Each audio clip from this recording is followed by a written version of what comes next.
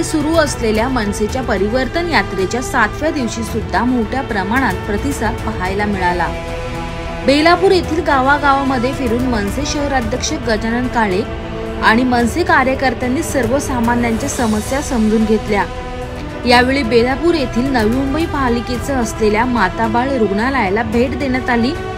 तसेच जी परिस्थिती नेरूळ येथील मीनाताई ठाकरे रुग्णालयाची आहे तीच परिस्थिती बेलापूर येथील हॉस्पिटलची असल्याचं काळे यांनी सांगितलं। तसेच पार्क या 5 स्टार हॉटेलमध्ये सुद्धा नोकरीसाठी स्थानिकांना 80% प्राधान्य द्यावे यावर चर्चा करण्यात आली।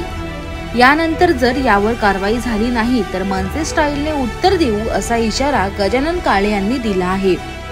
यावर गजानन काळे यांनी काय प्रतिक्रिया दिली आपण पाहूयात। आज 7वा दिवस परिवर्तन यात्रेचा वाशी, तुर्बा, सानपडा, सिऊड, नेरूळ पूर्व, नेरूळ पश्चिम, जुईनगर आणि त्यानंतर आज आम्ही बेलापूर गाव असेल, शहाबाद असेल या सगळ्या गावांमध्ये फिरता सीबीडी बेलापूरमध्ये सुद्धा फिरतोय।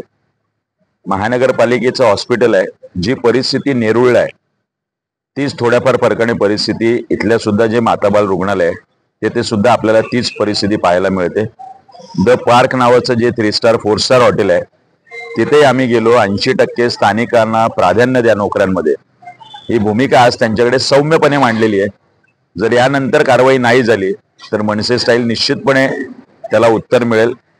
राहुल नगर मध्ये आमची सगळी धाराशिवची घर कामगार करणाऱ्या महिला ज्या नवी मुंबईत राहतात तिथे अजूनही पाण्याची समस्या आहे।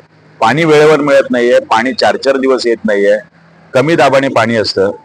ही सुद्धा आम्ही आता नवीन आलेले वॉर्ड ऑफिसर जे आहेत त्यांना सांगितली। स्ट्रीट लाईट नाही आहे। शहाबादची गोष्ट आहे की 2 नवीन गेट बांधण्यात आले शहाबादला, शहाबाद फणसपाडा ज्याला म्हणतात। एका साईडला शहाबाज लिहिलेलं आहे आणि दुसऱ्या गेटच्या इकडे शहाबाज फणसपाडा। नाव पूर्ण आहे ना शहाबाज फणसपाडा। आपण ह्या गावांची ओळख का पुसायचा प्रयत्न करते महानगरपालिका? असे विविध विषय आज आम्ही घेतले। कचऱ्याची समस्या होती तो विषय घेतला। तेलीसर म्हणून जे विद्याप्रसारक मंडळाची शाळा आहे अशा अनेक बुद्धिजीवींना आज सीबीडी बेलापूरमध्ये भेटलोय। आता पहिला टप्पा संपलेला आहे। परत दुपारी संध्याकाळी आम्ही विविध ठिकाणी बेलापूर, सीबीडी आणि गावांमध्ये जाणार आहोत। व्हिडिओ जर्नलिस्ट वसीम काझीसह पंकज बेनवंशी, आवाज टुडे, नवी मुंबई।